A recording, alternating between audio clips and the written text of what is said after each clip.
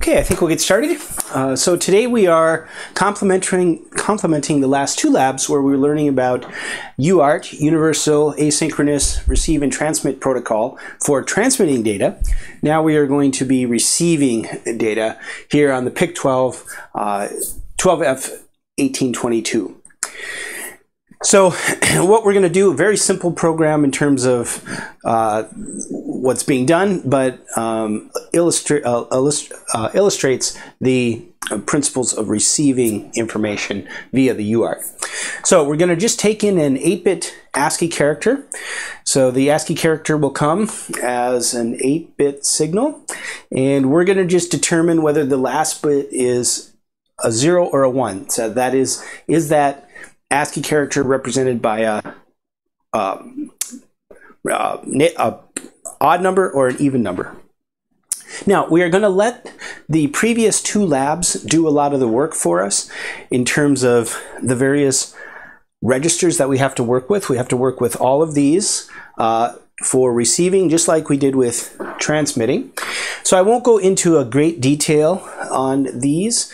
I'll sort of skim quickly through that. So if you want to go back and really understand these registers, then you'll want to go back to Lab 2 and Lab 3 on the transmission.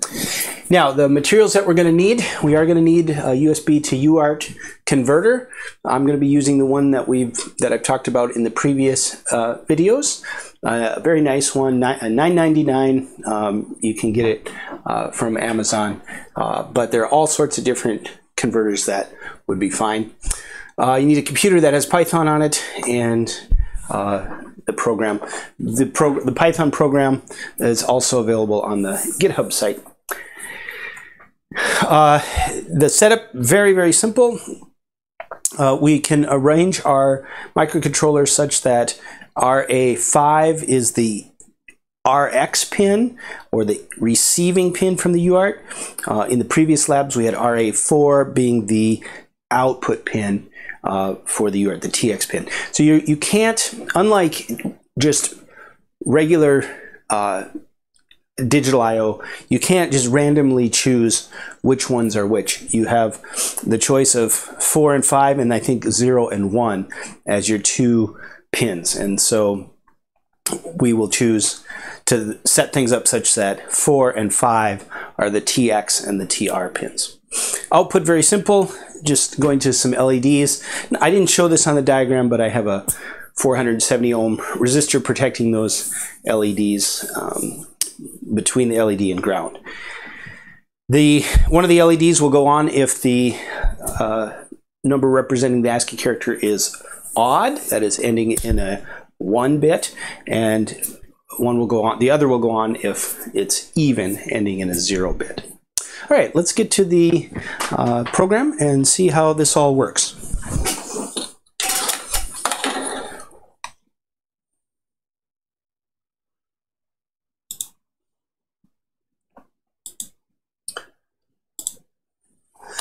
Okay, so here we are with the program. Initial stuff is all the same, so the configuration bits, again, 2 words of configuration, configuration 1 and configuration 2. Everything is the same as we've had throughout this whole series. The include file, which is going to be always the same, and also this initial PIC directive, which just tells the program where to find the main code. Then main, and a lot of stuff in main here now, and main loop. So that's our basic structure of our program. Everything that's just going to be set will go in this initial part, this main part, and then we'll go into the loop of the program that will just continuously run when the program's running. All right, so go rather quickly through this. OSCON is to set the oscillator. These 4 digits are what determine, based on page 65, what you want your clock speed to be. So although we could go 16 megahertz, I'm going just with 4 megahertz here. This is just good measure clearing the ports. Probably not necessary. This chip has a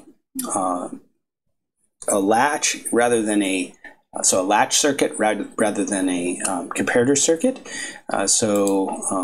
LATA is the latch-based register that we need to clear so that we're not using any of the latch capabilities. We're just digital I/O for this case. We are going to need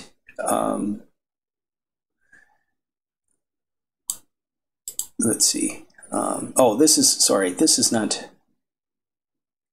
necessary. This is to set up our analog to digital, which we're not going to use, and we see that down here because we are clearing our ANCEL register. If we wanted an analog, we can uncheck this, but this is just sort of hiding here, ready to be changed if we want to start to take in some data. Tris, all that's going to matter here is pin 1, this one, and 2. Those are our 2 output pins, so they're at 0. Pin 3 is always a 1. This could be a 1 or a 0, doesn't matter. We're not using pin 0. And then pin 5 must be the input pin. So we have to make sure that even though we're setting up for UART, we have to tell the Tris, we have to have the Tris tell the pins, are you an input pin or an output pin accordingly. So that's what the Tris is doing here. Now here comes the UART setup. So the BODCON register is used to configure the baud, and so we have these 2 registers. You can use up to 16 bits to determine the baud. We're only going to use 8 bits. So this SBPRGH, that's going to be set to 0. Unfortunately, with the current include file, this is not recognized as a name, so we're just going to directly use its memory address there. You could define that, which would be probably a smart thing to do, but it's pretty easy to just use the memory address here. The low is, this is how we determine the baud rate. We're going to use a baud rate of 300, which is very low, of course, but it's just, I don't know, that's what we're going to use throughout. It's plenty fast for demonstrating anything. So we go to page 282 and figure out what we need to set there, and we need to use a factor of 207, a divisor of 207, and that's this number in binary. And so that will take the 4 megahertz, if you're in the 4 megahertz situation, and you are not using the 18-bit, but using the 16-bit, or sorry, not using the 16-bit, but using the 8-bit, then we need a factor of 207 to get us down to a 301 baud rate. This is its address. This is the SBPRGL. That's where this number is stored. We want to clear. We also have to clear the pin that says we're going to be using 16 bits. So we're using only 8 bits again. So that's what this BODCON 3 is doing. This is something that does not show up in the datasheet when you're reading about the UART section. It is in the datasheet, just it's not. It's something that you have to think about without seeing it there in the datasheet. So this alternative pin configuration, this will set. We don't really need this because we're not doing a transmission, but I left it here for if you want to try to combine this with your previous lab on transmission. So here we're going to set the pin 5 as the RX pin, and so that if we set pin 7, if we set it to 1, then RX5 is RA5 is the RX pin. If we set it to 0, so if we were to clear this pin, then RA1 is RX. We don't really need. Well, we do need this actually. We do need to set this as asynchronous. So we still need the transmit, the TX register, even though we're doing only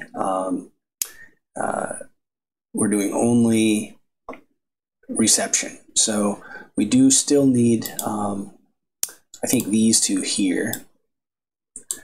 But I put everything in here again so that we have it for when we want to combine both transmit and receive. We did have this. This was necessary even when we were transmitting. So here we were using the reception register was necessary to use during transmission. We have to add a couple of new things here. These two, we're going to clear this because we're only receiving 8 bits instead of 9 bits. So that 9th bit can be used for parity if your instrument needs a parity bit, or just some other bit. But easier, I guess, to use 8 bits if that's all you need. And then we need to also set pin 4 on this to enable this CREN bit. All right, so that's the setup, and so we've added a few things from the previous. Notice our setup is getting to be pretty big here, but the good thing is once we've got through this, we can kind of just always copy and paste this, so not have to think about it too much as we're developing new ideas for what we might want to use in the lab or just your hobbies. All right, well, let's just enter our loop here. Now this is what the device will be doing. So we're going to just start by clearing both LEDs so that they're resting in the off state when they're waiting to get an ASCII character. So that's what's going on here. We could have it so that it just was left in the most previous state, but I kind of like it turning off here to let us know we're ready for a new character. This the PIR1, this is one of the interrupt registers. We're not actually using interrupts here, but we're using the flag. So this will just keep checking to see if this is set. If it's clear, that means that it's still receiving. And so or sorry, let's see. If it's clear, then nothing's going on. So it'll just go back into this loop. I had that backwards. So if it's clear, then we will not skip this step. We will go back to main loop and we'll just keep spinning through here. But as soon as we start to receive, as soon as we're getting receiving a message, this flag will pop to 1, and then we'll skip this, go back to main loop, and we'll start to move down the rest of this now. So that's what this bit is doing. It's sitting there waiting to receive so that we're not going through our whole, so basically it's kind of like a polling. It's polling this flag.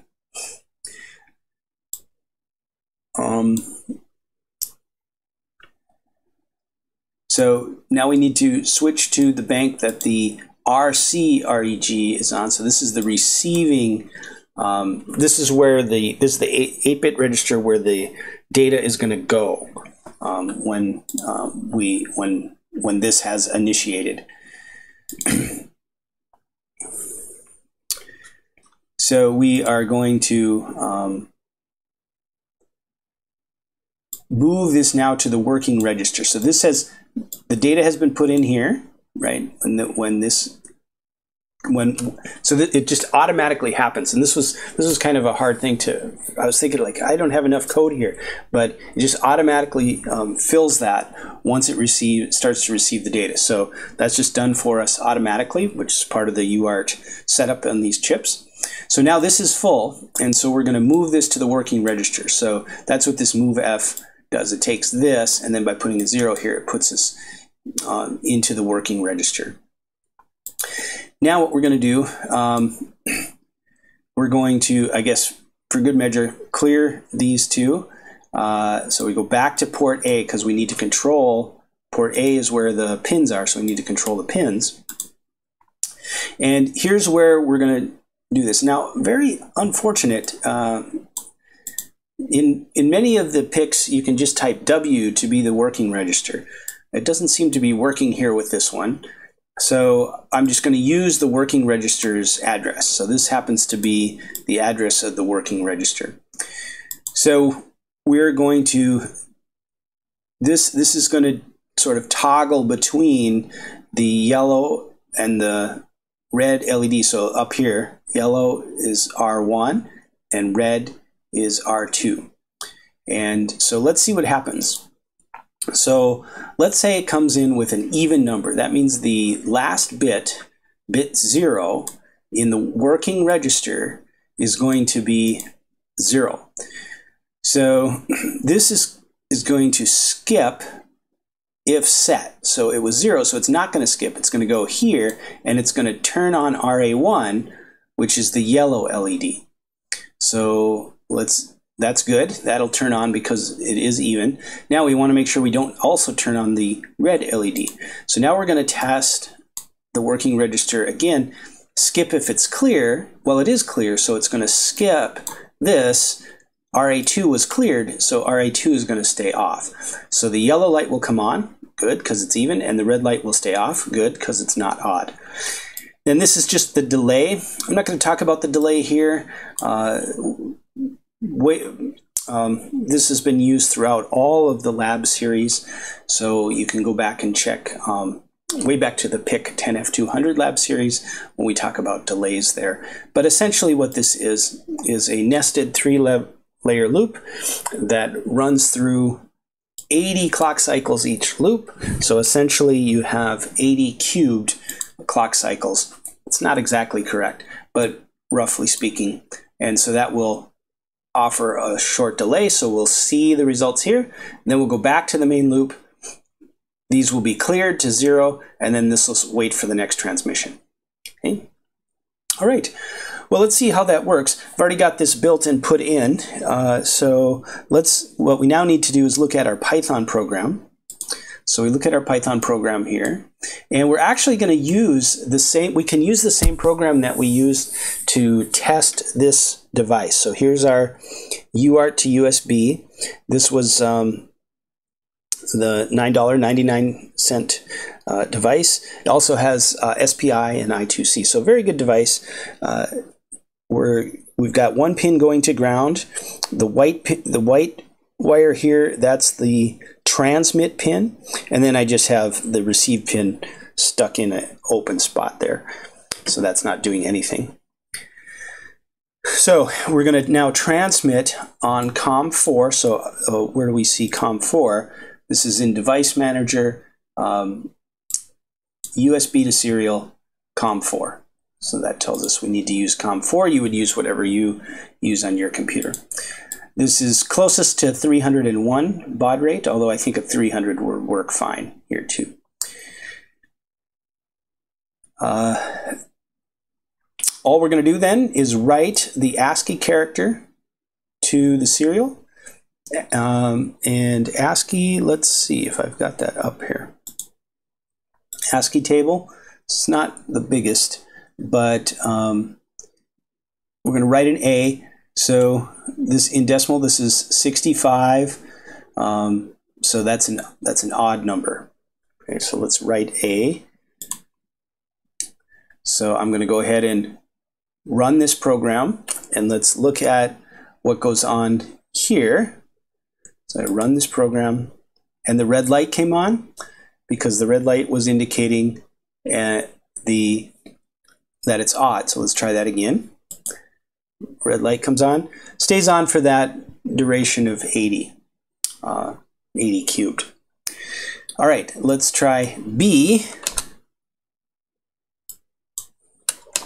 and let's run that and see what we get. Oh, now it's even. Well, let's go back to our ASCII table and look up capital B, and we see that's 66, so that is even.